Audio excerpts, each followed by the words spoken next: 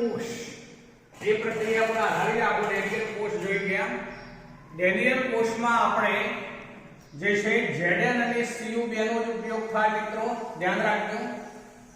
આ બે સિવાયની અન્ય ધાતુઓ અને એના ક્ષારના દ્રાવણનો ઉપયોગ કરીએ તો એ વખતે ડેનિયલ કોષ નહીં કહેવાય, ગેલ્વેનિક કોષ કહેવાશે અથવા તો વિદ્યુત રાસાયણિક કોષ કહેવાશે. મિત્રો આપણે એવું જોઈ ગયા કાલે ડેનિયલ કોષ જે છે જ્યારે આ અવરોધ જોડેલો ન હોય ત્યારે તેનો કોષ પોટેન્શિયલ E of cell કહેવાશે, એ 1.1 વોલ્ટ છે. ફરીથી રિપીટ કરું છું મિત્રો, ડેનિયલ કોષ જે છે એનો કોષ પોટેન્શિયલ એટલે અર્થ એવો થાય કોષની તાકાત, પોટેન્શિયલ એટલે તાકાત, એ 1.1 વોલ્ટ છે. હવે આપણે કાલે એ પણ જોઈ ગયા કે બાહ્ય બેટરી જો એની સાથે જોડીએ છે અને બાહ્ય બેટરી જે છે એનો એક છેડો જે છે એ આપણે ધન ધ્રુવ સાથે જોડ્યો છે. ધન છેડો એટલે ઋણ છેડો એટલે જોડ્યો છે. શરૂઆત આપણે એવી કરી હતી જ્યારે E એક્સટર્નલ એટલે બાહ્ય બેટરી એના વોલ્ટેજનું મૂલ્ય લેસ ધેન 1.1 હોય તો એ વખતે મિત્રો શું થાય છે તો આ પ્રક્રિયા જે છે અવરોધાય છે, પણ પ્રક્રિયા થતી બંધ થઈ જતી નથી. પ્રક્રિયા અવરોધાય છે એ વખતે એટલે કોષનો પોટેન્શિયલ ધીમે ધીમે જે આ વેલ્યુ હતી એના કરતા ઘટતો જશે. જેમ જેમ E એક્સટર્નલ વધારતા જઈએ તેમ તેમ મિત્રો આ જે Zn ની પટ્ટી શરૂઆતમાં એનોડ હતી, Cu ની પટ્ટી કેથોડ તરીકે વર્તતી હતી. ઇલેક્ટ્રોન પ્રવાહ એનોડ થી કેથોડ તરફ, વીજ પ્રવાહ Cu થી Zn તરફ વહન થઈ રહ્યો હતો. પણ જેમ જેમ E એક્સટર્નલ નું મૂલ્ય જે છે એ આપણે વધારતા જઈએ તેમ તેમ આ E of cell જે વોલ્ટેજ છે ડેનિયલ કોષનો એ ધીમે ધીમે ઘટતો જાય છે. એક સ્ટેજ એવો આવે કે જ્યારે E of external બરાબર 1.1 વોલ્ટ થઈ જાય ત્યારે મિત્રો આ કોષનો વોલ્ટેજ શૂન્ય થઈ જશે. બરોબર યાદ રાખજો. ફરીથી એક વખત રિપીટ કરું છું, જ્યારે બાહ્ય બેટરી જોડવામાં આવે અને એનો કોષ પોટેન્શિયલ E external કહીશું એ 1.1 વોલ્ટ થશે ત્યારે આ કોષ સંપૂર્ણપણે કાર્ય કરતો બંધ થઈ જશે. એ વખતે કોઈ એનોડ કેથોડ નહીં કહી શકાય. એ વખતે ઇલેક્ટ્રોન ઉત્પન્ન થવાનો સવાલ નહીં થાય, ઇલેક્ટ્રોન પ્રવાહની દિશા કે વીજ પ્રવાહની દિશાનો સવાલ નહીં થાય. એ વખતે વોલ્ટેજ બરાબર શૂન્ય થઈ જવાનું, માટે E of cell બરાબર એ વખતે 0 થઈ જાય. એટલે મિત્રો ખાસ યાદ રાખજો, આવું પૂછી શકે કે બાહ્ય બેટરીનો E external 1.1 વોલ્ટ હોય ત્યારે વીજ વોલ્ટેજનું કોષના વોલ્ટેજનું મૂલ્ય કેટલું, તો ધ્યાન રાખજો એ વખતે કોષનો વોલ્ટેજ E of cell જે છે 0 થઈ જશે. પણ હજુ આપણે E external વધારતા જઈએ, E external is greater than 1.1 volt થાય મિત્રો ત્યારે આ કોષ વિરુદ્ધ દિશામાં કાર્ય કરશે. વિરુદ્ધ દિશામાં કાર્ય કરશે એટલે આવો કોષ એ વિદ્યુત વિભાજન કોષ કહેવાશે મિત્રો.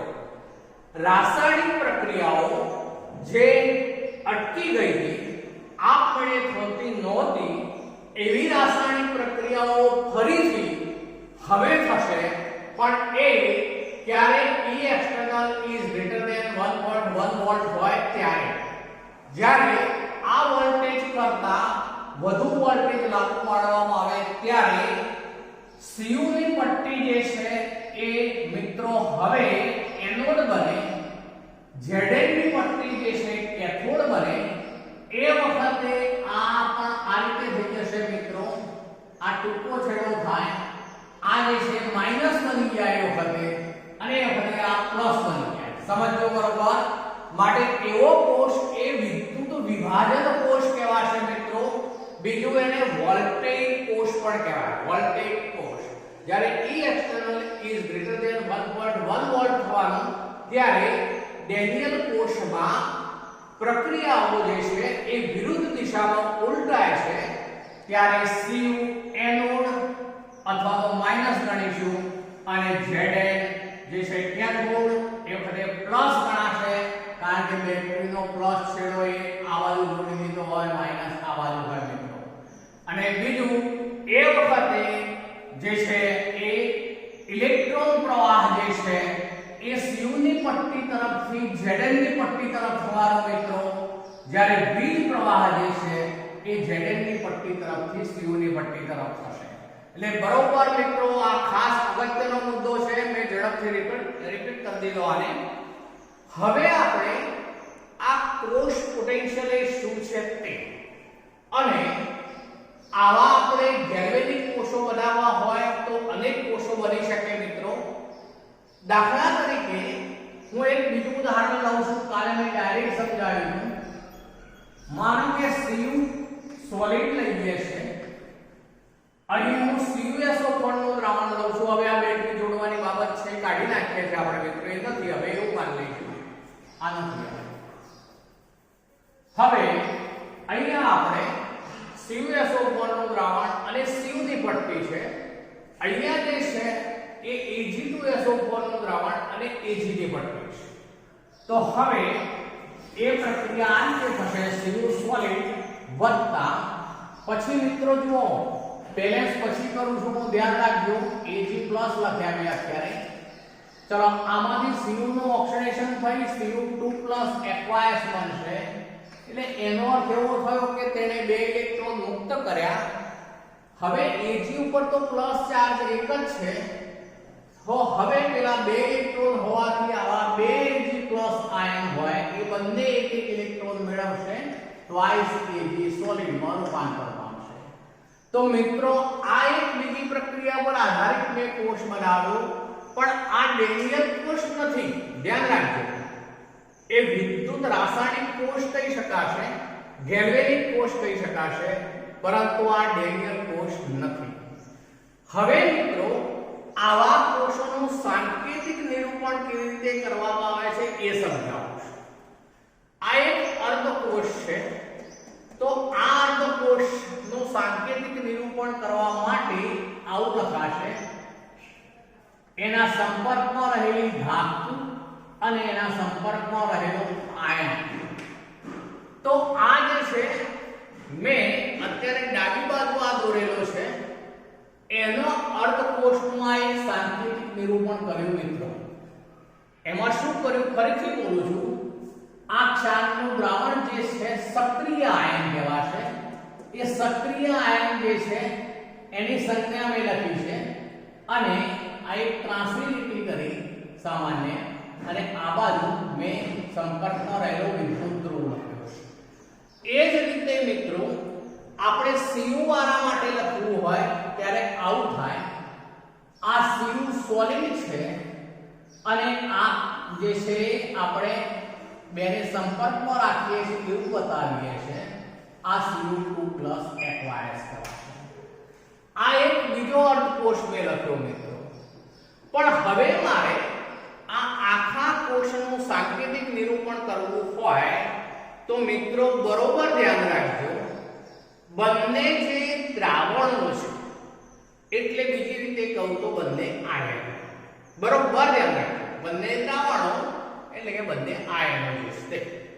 એ આ ક્ષાર સેતુ દ્વારા સંપર્કમાં હશે તો અહીં મિત્રો ક્ષાર સેતુ દર્શાવવા માટે બે ઊભી લીટી આ રીતે કરવામાં આવે છે ડાબી બાજુનો અર્ધકોષ જે હોય એ એનોડ ગણાશે અને એ માઈનસ હોય તો આ માઈનસ ડાબી બાજુનો અર્ધકોષ એનોડ ગણાશે અને એ માઈનસ હવે હું આ પહેલી પ્રક્રિયા જે ડેનિયલ કોષ છે એનું આખું સાંકેતિક નિરૂપણ કરી દઉં મિત્રો તો અહીંયા લખતી વખતે ધ્યાન રાખવાનું એમાં Cu વાળો જ ભાગ છે પણ ક્ષાર સેતુ કોના સંપર્કમાં હોય મિત્રો તો આયનના સંપર્કમાં હોય એટલે Cu2 aqueous પહેલા લખવું પડે અને પછી Cu સોલિડ આવે તો આ ક્ષાર સેતુ એટલે બે ઊભી સમાંતર લીટી એની જમણી તરફ જે લખીશું આપણે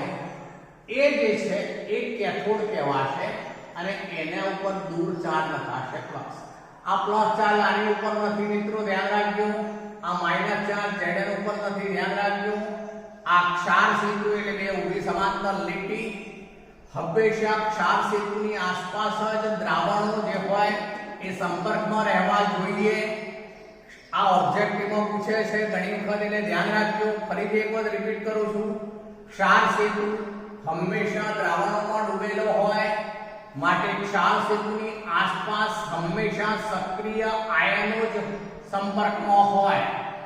આ Zn એ વિદ્યુત ધ્રુવ આ બાજુ લખાય, આ બાજુના છેડા ઉપર જે કેથોડ તરીકે વિદ્યુત ધ્રુવ હોય એ લખાય.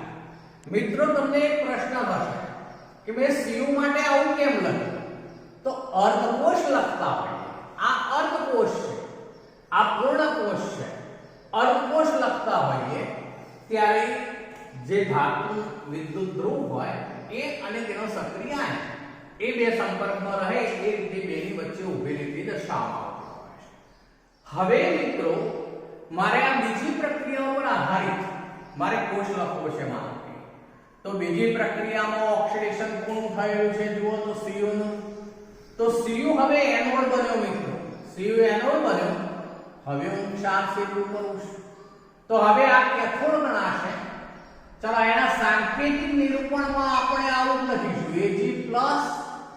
Ag+ aqueous અને Ag solid. ત્યાં મિત્રો ટ્વાઇસ લખવાની જરૂર નથી, ધ્યાન રાખજો. આ તો કોષની પ્રક્રિયા છે એટલે એને સંતુલિત કરવી પડે એટલા માટે બે વડે ગુણવા પડે.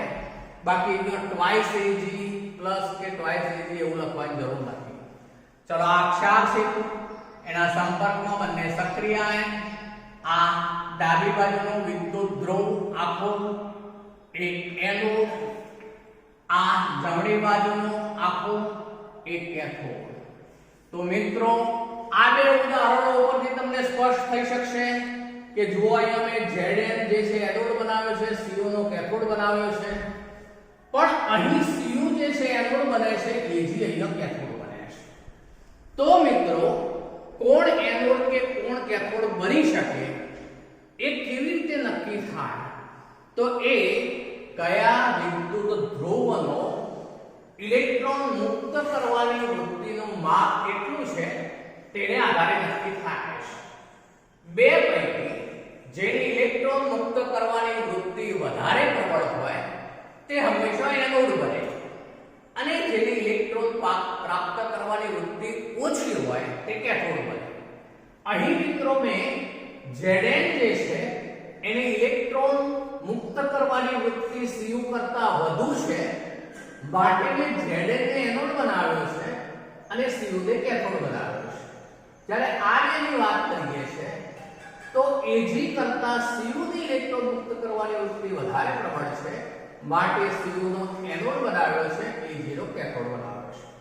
પણ મિત્રો તમને એક પ્રશ્ન થશે કે સાહેબ આ ઇલેક્ટ્રોન મુક્ત કરવાની વૃત્તિનું માપ અથવા ઇલેક્ટ્રોન સ્વીકારવાની વૃત્તિનું માપ, હું હવે બંને શબ્દો ઉપર જાઉં છું મિત્રો. ઇલેક્ટ્રોન મુક્ત કરવાની વૃત્તિનું માપ, ઇલેક્ટ્રોન સ્વીકારવાની વૃત્તિનું માપ. હવે એ શું છે ને કેવી રીતે નક્કી થાય તે. અત્યારે મેં આ બંને કોષ લીધા છે, એમાં અહીં કોઈ સાંદ્રતા સ્પષ્ટ નથી કરી, પણ હું હવે સાંદ્રતા બી સ્પષ્ટ કરતા હું જોજો મિત્રો. આ 1 મોલ અને આ Cu2+ પણ 1 મોલ. તો જો આપણે ડેનિયલ કોષ જે કાલે જોઈ ગયા હતા એમાં મેં શરૂઆતમાં સાંદ્રતાઓ 1 મોલર લીધી હતી, એટલે અર્થ એવો થયો કે હવે આ કોષ પ્રમાણિત છે. મિત્રો રિપીટ કરું છું, જ્યારે સાંદ્રતાઓ આ રીતે 1 મોલર હોય ત્યારે આવો કોષ પ્રમાણિત છે. જો કોઈ વાયુયુક્ત ઘટક હોય તો તેનું દબાણ જે છે એ વન વાતાવરણ હોવું જોઈએ, તો એ પ્રમાણિત ગણાશે. અહીં મિત્રો કોઈ વાયુયુક્ત ઘટક નથી ઉપરવાળા, અહીં પણ હું આવું લખી દઉં 1 મોલર, તો આ પ્રમાણિત કોષ બન્યો કહેવાશે. પણ જો મિત્રો હું હવે ચેન્જ કરું છું, જોજો હું આવું લખું છું C1 મોલર અને આ લખું છું C2 મોલર. તો મિત્રો આ કોષની સાંદ્રતાઓ 1 મોલર સિવાયની છે, માટે આવો કોષ એ પ્રમાણિત કોષ નથી. આ કોષમાં સાંદ્રતાઓ બંનેની 1 મોલર બંનેની હોવી જોઈએ, બંનેની 1 મોલર છે, માટે એવો કોષ પ્રમાણિત છે. પણ આવા 1 મોલર નથી, માટે આવો કોષ જે છે મિત્રો એ બિન પ્રમાણિત કોષ કહેવાશે. પ્રમાણિત કોષ માટે 3 શરત છે. 298 કેલ્વિન તાપમાન હોવું જોઈએ મિત્રો, 298 કેલ્વિન તાપમાન. દ્રાવણ જે હોય એની સાંદ્રતા 1 મોલર હોવી જોઈએ અને કોઈ વાયુરૂપ ઘટક હોય તો એનું દબાણ 1 વાતાવરણ કે બહાર હોવું જોઈએ. હવે મિત્રો આપણે પેલો ઇલેક્ટ્રોન મુક્ત કરવાની વૃત્તિ કે ઇલેક્ટ્રોન સ્વીકારવાની વૃત્તિ આપણે કેવી રીતે નક્કી કરી શકીએ એ સમજવીશ. તો એ સમજવા માટે આપણે પ્રત્યેક વિદ્યુત ધ્રુવ જે છે એ પ્રત્યેક વિદ્યુત ધ્રુવ નો અર્ધ કોષ પોટેન્શિયલ શોધવો પડે. હવે એ અર્ધ કોષ પોટેન્શિયલ શોધવા માટે આપણે માનો કે કોઈ બે અર્ધ કોષ છે, એ બે અર્ધ કોષ જે છે એની સાથે જોડતા જે કોષ પોટેન્શિયલ મળે એને આપણે E ઓફ સેલ કહીએ છીએ અત્યારે મિત્રો. તો E ઓફ સેલ બરાબર અહીં સૂત્ર આ રીતનું છે, E right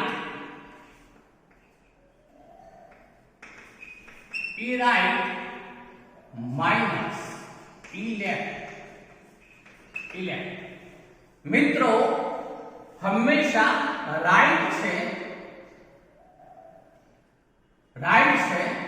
એ જે હંમેશા શું હોય તો કેથોડ હોય, જમણી બાજુ હંમેશા કેથોડ હોય. તો હું એને આવું લખું છું E કેથોડ, એવું લખું છું કેથોડ માઈનસ E એનોડ. હવે મિત્રો આ જે મેં લીધા છે બંને રિડક્શન પોટેન્શિયલ લીધા છે એવી વધુ સ્પષ્ટતા કરતા હોઉં છું. તો કેથોડ અને એનોડના રિડક્શન પોટેન્શિયલના તફાવતને કોષ પોટેન્શિયલ E ઓફ સેલ કહે છે. ફરીથી બોલું છું મિત્રો, આ રિડક્શન પોટેન્શિયલ એટલે આ બંને. તો કેથોડ અને એનોડના રિડક્શન પોટેન્શિયલના તફાવતને E ઓફ સેલ કહે છે. હવે મિત્રો હું અહીં એને વિસ્તૃત રીતે સમજાવું છું, બરોબર સમજજો. આપણે આવો એક કોષ બનાવીએ છીએ મિત્રો, આવો એક કોષ બનાવીએ છીએ જેમાં આપણે આ અર્ધ કોષ તરીકે Zn છે એ બરોબર છે. પણ હવે હું આ અર્ધ કોષ તરીકે જે છે એ આને બદલે એવો શબ્દ વાપરું છું મિત્રો, બીજો એક અર્ધ કોષ જોડી દઉં છું. હવે બીજો એક અર્ધ કોષ જોડી દઉં છું મિત્રો, એમાં શું ચેન્જ છે બતાવું છું તમને, બરોબર. ત્યાં આપણે એક સંદર્ભ વિદ્યુત ધ્રુવનો ઉપયોગ કરવો છે જે પ્રમાણિત હાઇડ્રોજન વિદ્યુત ધ્રુવ તરીકે ઓળખાય છે. પ્રમાણિત હાઇડ્રોજન વિદ્યુત ધ્રુવ. હવે મિત્રો એ શું છે ખરેખર એની વાત ઉપર કહીએ છીએ. તો એમાં આવું એક પાત્ર હોય છે. આ પાત્રની અંદર 1 મોલર H+ અથવા H3O+, 1 મોલર H+ અથવા H3O+ નું એસિડિક જલીય દ્રાવણ ભરેલું હોય છે. હવે આ એક વિષુવાક તાર છે જે આગળથી આવેલું છે મિત્રો. એ વિષુવાક તાર આવી ગઈ છે.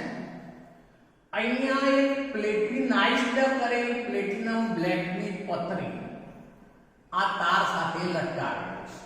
ફરીથી રિપીટ કરું છું મિત્રો, પ્લેટિનાઇઝ્ડ કરેલ પ્લેટિનમ બ્લેકની પથરી પ્લેટિનમ બ્લેક તરીકે ઓળખાય છે, જ્યાં વિશ્વાક તાર સાથે સંપર્કમાં છે. અહીંયા મિત્રો થોડો પારો ભરેલો હોય છે, આ પારો ભરેલો હોય છે. આ એક સખત કાચની કસ્તડીની અંદર આવી વ્યવસ્થા છે. સખત કાચની કસ્તડી છે એની અંદર છે. હવે આ જે સખત કાચની કસ્તડી છે અહીંયા ઉપરની છેડેથી આવી બંધ થાય છે. હવે મિત્રો ફરીથી રિપીટ કરી દઉં છું, આ એક પાત્ર છે જેમાં 1 મોલર H+ અથવા H3O+ નું એસિડમય દ્રાવણ છે. આ પ્લેટિનમ બ્લેકનો ઢોળ ચડાવી પ્લેટિનમની પથરી જે નિષ્ક્રિય વિદ્યુત ધ્રુવ તરીકે વર્તે. એ વિશ્વાક તાર છે અને પારો છે, એના દ્વારા એ બાહ્ય પરિપથના સંપર્કમાં રહેશે. આ જે દ્વાર છે મિત્રો, એના દ્વારા 1 બાર દબાણે 298 કેલ્વિન તાપમાને H2 વાયુ જે છે એ અહીંથી પસાર કરવામાં આવે છે. મિત્રો આ બાકીની બાબત પેલાના જેવી છે. આ ક્ષાર સેતુને બધું ખરું, ક્ષાર સેતુને બધું ખરું. હવે મિત્રો આ પણ બે અર્ધકોષ આપણે જોડી દીધા છે. આ બે અર્ધકોષ જે જોડ્યા છે એનું સાંકેતિક નિરૂપણ કરી દઉં છું મિત્રો, તો એ આવું થશે. ડાબી બાજુનો અર્ધકોષ છે Zn સોલિડ Zn2+ aqueous, જ્યારે જમણી બાજુનો અર્ધકોષ છે મિત્રો, એમાં દ્રાવણ તરીકે શું લખવું પડે, તો આપણે H+, ધ્યાન રાખજો, દ્રાવણ સંપર્કમાં રહેવું જોઈએ, પણ પછી વાયુ સંપર્કમાં પણ છે એટલે H2 ગેસ 1 વાતાવરણ. અને પછી મિત્રો લખવું પડશે અહીંયા આપણે Pt પ્લેટિનમ Pt. અહીંયા આપણે આ એનોડ હોવાથી શું લખીશું, તો માઈનસ. જ્યારે આ કેથોડ હોવાથી અહીંયા દૂર મિત્રો લખું છું, થોડું ધ્યાન રાખજો, આ Pt થી દૂર પ્લસ. ચલો આ એક આજ મેં દોરેલો અર્ધકોષ પૂર્ણ કોષ છે, એ કોષનું મેં સાંકેતિક નિરૂપણ કર્યું છે. અહીં આ Zn જે છે એ એનોડ એટલે માઈનસ, અને આ ક્ષાર સેતુ છે મિત્રો જે આ છે તે, અને આ પ્રમાણિત હાઇડ્રોજન વિદ્યુત ધ્રુવ છે, પ્લેટિનમ એમાં સોલિડ છે, એ કેથોડ તરીકે વર્તે છે અહીંયા, માટે એનો ચાર્જ શું હતો, પ્લસ. હવે આ બંને અર્ધકોષોને આપણે જોડી દીધા છે મિત્રો. કોઈ પણ બે કોષોને જોડીશું એટલે રાસાયણિક પ્રક્રિયા તો થવાની છે. અહીં રાસાયણિક પ્રક્રિયાઓ થશે. એ રાસાયણિક પ્રક્રિયાઓ દરમિયાન આવું બને છે, Zn જે છે, માનો કે આ સાંદ્રતા આપણે હવે ફિક્સ કરી લઈએ છે 1 મોલર જ છે, આ પણ 1 મોલર છે એવું કહી દઉં છું. આ પ્રમાણિત હાઇડ્રોજન વિદ્યુત ધ્રુવ 298 કેલ્વિન તાપમાન 1 મોલર સાંદ્રતા 1 વાતાવરણ બનાવે. આ 1 મોલર. હવે એનોડ પર આવી પ્રક્રિયા થશે. Zn gives Zn2+ aqueous + 2. હવે મિત્રો આ કેથોડ છે, તો કેથોડ ઉપર આવેલા જે બાહ્ય પરિપથમાંથી 2 ઇલેક્ટ્રોન આવશે, એ 2 ઇલેક્ટ્રોન આ દ્રાવણના સંપર્કમાં રહેલો H+ આયન મેળવશે, H+ aqueous. માનો હું 2 વડે ગુણી લખું છું મિત્રો, તો એ 2 ઇલેક્ટ્રોન મેળવે છે અને તેમાંથી બને છે H2 ગેસ. હવે મિત્રો અહીં આ પોતે પ્રમાણિત હાઇડ્રોજન વિદ્યુત ધ્રુવ અત્યારે શું બન્યું છે, તો કેથોડ. અત્યારે કેથોડ. હવે આપણે આ પોટેન્શિયોમીટરનો દર્શક ચોક્કસ મૂલ્ય દર્શાવશે, મૂલ્ય આપણે નક્કી કરી દઈએ. અહીં બંને જે અર્ધકોષ છે એ પ્રમાણિત છે મિત્રો, માટે હવે સૂત્ર આવું લખવું પડશે, E મૂર્ધાંક સેલ.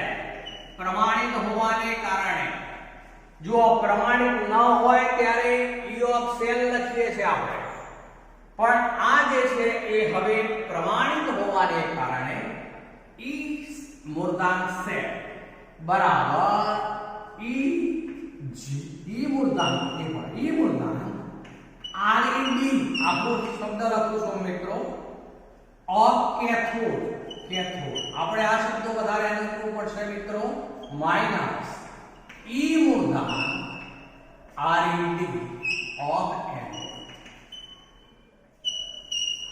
આપણે આ બંને આ સૂત્રનો ઉપયોગ કરીશું હવે આની અંદર જ્યારે વીજ પ્રવાહ માપવામાં આવે છે મિત્રો આમાં કેથોડ કોણ છે તો પ્રમાણિત હાઇડ્રોજન વિદ્યુત એટલે આ વેલ્યુ જે છે એ તો શું થઈ ગઈ 0 છે પ્રમાણિત હાઇડ્રોજન વિદ્યુત ધ્રુવ એક સંદર્ભ વિદ્યુત ધ્રુવ તરીકે ઓળખાય છે માટે તેનો વોલ્ટેજ થઈ જવાનો 0 છે જો આ વોલ્ટેજ 0 થઈ જાય તો મિત્રો આ વેલ્યુ જે છે આ વેલ્યુના બરાબર થઈ જાય એટલે પહેલા કોમન બોલું છું તો એ એનોડ નો આને વેલ્યુ મળશે આપણને તે એનોડ નો વિદ્યુત ધ્રુવ પોટેન્શિયલ મળશે ફરીથી બોલું છું તે એનોડ નો વિદ્યુત ધ્રુવ પોટેન્શિયલ મળશે જે પોટેન્શિયોમીટર નો દર્શક અથવા વોલ્ટમીટર નો દર્શક જે મૂલ્ય દર્શાવે તે છે હવે હું થોડુંક વધારે ડિટેલમાં જાઉં છું આ વેલ્યુ જે છે અત્યારે મેં અહીંયા લખ્યું છે ઈ મૂળધાન આરઈડી ઓફ એન બરોબર સમજો આ પોટેન્શિયોમીટર નો દર્શક જે મૂલ્ય દર્શાવે છે એ